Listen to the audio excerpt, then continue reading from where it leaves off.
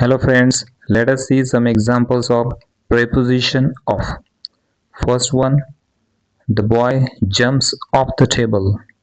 The boy jumps off the table. मुलगा टेबलवरनं उडी मारतो. The phone fell off the table. The phone fell off the table. Phone टेबलवरून खाली पडला. She wiped the dust off the table. She wiped the dust off the table. तिने टेबलवरून धूळ पुसली. Mom picked the mobile off the bed. Mom picked the mobile off the bed. आईने बेडवरून phone उचलला.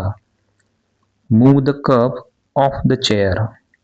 Move the cup off the chair. खुर्चीवरून cup उचलून घ्या असं.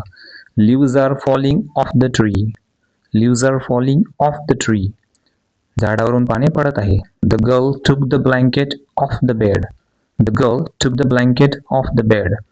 मुलीने बेडवरून blanket काढले. Water poured off the roof. Water poured off the roof. पाणी छतावरून खाली पडले. पुढचं बघूया. Will the boys jump off the terrace? Will the boys jump off the terrace? मुले गच्चीवरून उडी मारतील का? Did the photograph fall off the wall? Did the photograph fall off the wall? छायाचित्र भिंतीवरून खाली पडले का? हा व्हिडिओ आवडला असेल तर लाईक करा, शेअर करा, सबस्क्राईब करा. स्वतः मात्र नियमित सराव करायला अजिबात विसरू नका. थँक्यू.